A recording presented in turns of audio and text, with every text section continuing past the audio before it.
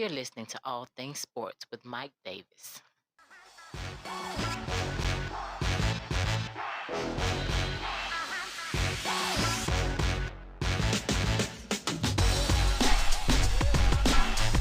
Hey, what is going on, everybody? Welcome back to another podcast of All Things Sports with Mike Davis. I thank you for including my podcast into your day. If you're listening on Spotify, go ahead and follow the podcast. If you're on YouTube, subscribe, comment, like, all that good stuff. Go to the social media links in the description box to get in contact with the show for any comments or any suggestions. I won't take up much more of your time. Let's get into it. All right, so on today's podcast, I wanted to quickly talk about Memphis Grizzlies forward Kenny Lofton Jr.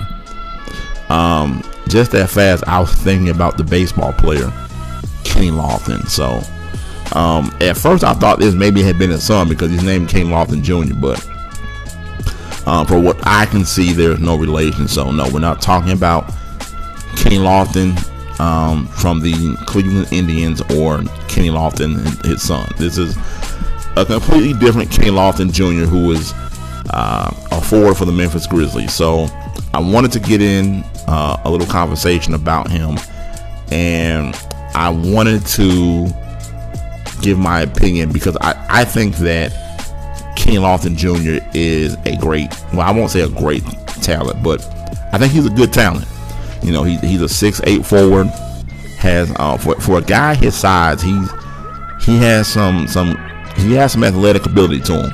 You know, he has a scoring ability.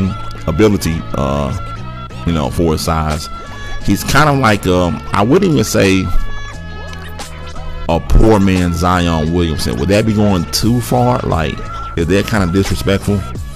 You know, because I see flashes of, you know, this guy could be a really good player in the NBA. You know, so for those of you that hadn't heard of him, you know, his college career began at the University of Louisiana, and he was impressive there. And so far, you know, he's shown great potential as a scorer and defender in the, you know, the little games he's played last season in his rookie year, and what he's done so far in the NBA Summer League. Now, last year, he only played in 24 games, 5 points, 2 boards was his average. He shot 52% from the field. But like I said, the games that I've seen him play, and I did see him play a few games in college, not a lot. When I say a few, I mean like maybe 2 or 3 games. He caught my attention very late in his college career, you know. So I had heard about him before he was drafted by the Grizzlies, and I honestly didn't think he was going to make it to the league, because when you see him and his size, it just does not say NBA player. Like, they have him listed at 6'8". I don't think he's a legit 6'8". He, to me, seems to be in that Charles Barkley realm where, you know, he's really like 6'5" with 6'6", you know, but he plays like he's 6'8", 6'9". And for those of you that don't remember, you know, in his rookie year last year, he had the highest point total in a game last season for rookies. He had a 42-point game last year, 14 rebounds. And in his last Summer League game, he put up 24 points, 10 boards against the Clippers in his last Summer League game. You know, and look, to me, Kenny Lofton Jr., you know, he's shown great work ethic and his, you know, his willingness to improve his game. You know, and can he really be an asset to the Memphis Grizzlies? You know, the Grizzlies, they have a young, talented roster. They've been known, historically, the Grizzlies have been known to focus on player development because, let's be honest, guys aren't going as a free agent to Memphis. Going all the way back to the days of Vancouver, you know, that's just not where free agents, you know, end up going. So the Grizzlies, in my opinion, have been one of the best teams when it comes to player development. I mean, look at Jaren Jackson, Ja Morant, you know, and then you add on veterans to that team that they traded for, like an Adam Stevens, Marcus Smart. I mean, this team is going to be, I think that they're going to compete in the West. You know, they have for the last few years with Ja Morant anyway. Now you're adding Marcus Smart to that equation. and you're gonna get Kate Lofton Jr. For a full season. Look, the Grizzlies, this is the team, they're built on fast pace. They're young, the high energy style of play. That's how the Grizzlies roll. And I think that King Lawton Jr. can actually thrive in this offense, because no one's really, you can't defend everybody. You just can't. Like I said, the guys I mentioned with Jaren Jackson, Defensive Player of the Year, Marcus Smart, another defensive guy, John Morant, Stevens, another big man. It's just too many guys to look at to just your focal point be Kenny Lofton Jr. So I think he can thrive on this team. Again, the Grizzlies, they emphasize defense. They prioritize players that can, they can show up on both ends of the floor. And with Kenny Lofton Jr.'s athleticism, his defensive abilities, I think it aligns well with, the Grizzlies' philosophy and what they historically have always been about.